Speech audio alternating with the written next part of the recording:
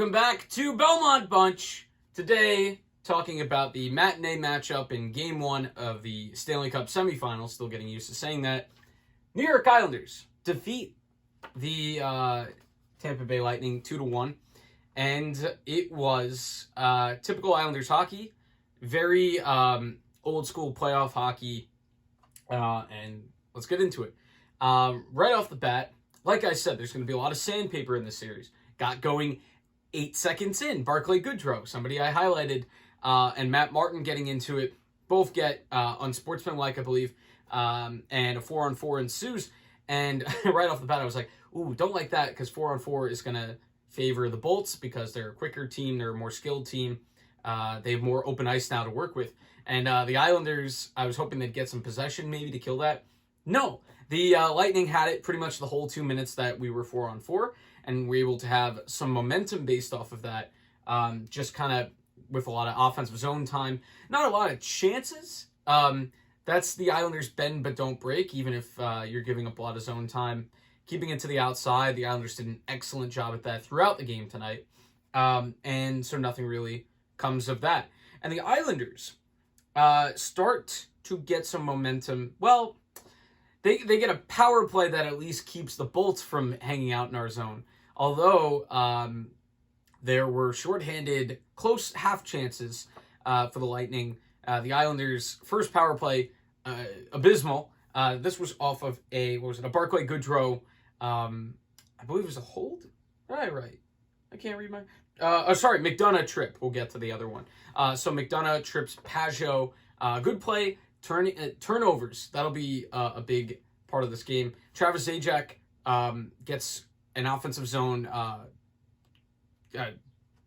takeaway. There's the word. Gets it to Pajot, who then is hooked or tripped by McDonough. McDonough, a good penalty killer. Glad to get him off the ice. And the Islanders' second power play goes better. It does generate momentum, as you can at least fall back on when your power play isn't successful in scoring a goal. The Islanders got through a stretch there where they were able to actually get some zone time, get some chances, and kind of start swinging the game their way. Because coming off of that, the Islanders, at one point, they get a Pajot on a 3-on-2, gets stopped on the near post by Vasilevsky, gets it around to Palmieri. Amazing split save, gets the glove on it, does Vasilevsky, keeps it 1-0, 0-0. And the Islanders, at a certain stretch of the first period, I think it was a 10-minute stretch, the Islanders outshoot the Bolts 13-2. That is helpful in quieting the arena, although the arena really never got into this game at all. But I'm sure that helped the Islanders doing that. After the second Barclay Goodrow penalty, this being the first time that it created an Islanders power play, because the other one was the 4-on-4. The Islanders' second power play gets them going, at least, because the first power play, the big difference between the two, the first power play was they were trying to skate it through, and the Bolts were, clogging the line, and you're like, okay, so if they're going to put everybody on the line, chip it in behind them and beat them to the puck. And the Islanders start to do that on the second power play. Not successful, unfortunately, but better stuff and helping to create momentum that turned into other chances. So, and that's the end of one. The Islanders going into the intermission, shots 14-11, looking pretty good, not giving up a ton of chances. Braden Point did get a little bit like a mini breakaway off of a deflection. I think it was off of Mayfield. Bad luck. And he just puts it a little bit high, and the Islanders are through the first period. So, second period, Islanders continuing to create chances off turnovers, especially the second line, the triple B line, as people have called it, I believe, at some point. Brock and Bailey kind of combine to stop a puck from leaving the zone. It gives Bailey a one-on-one with Vasi. He's got Vasi, who kind of reacted late, gives Bailey a little bit of time to put it far post, or maybe just wait it out and then put it in behind.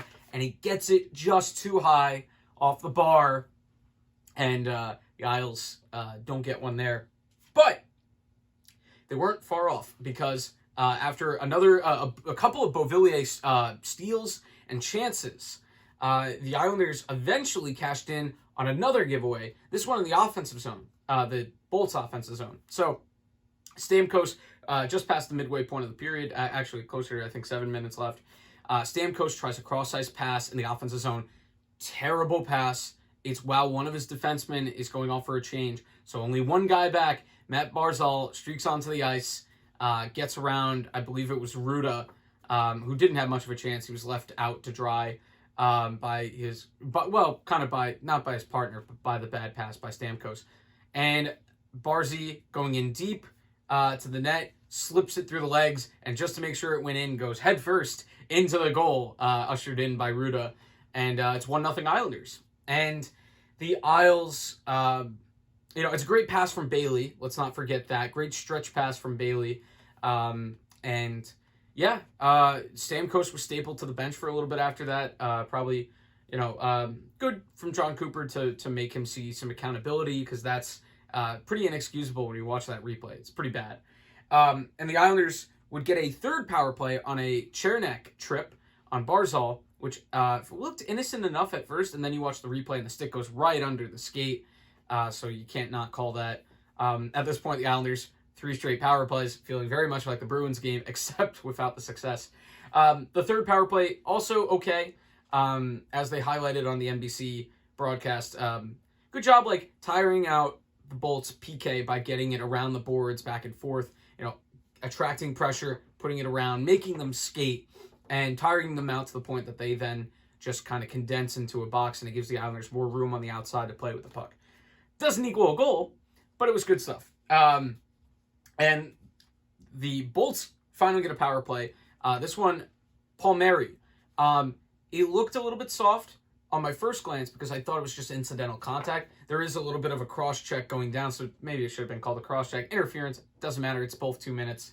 And the Bolts get a power play. The Islanders do a really good job in the first 30 seconds of keeping stuff to the outside and blocking shots. And then we go to the end of the period. That's why the first 30 seconds was the first half of the period. Islanders, starting the third, excellent penalty kill. Not much going at all for Tampa Bay on that power play. And Ryan Pulock gets the Islanders up 2-0.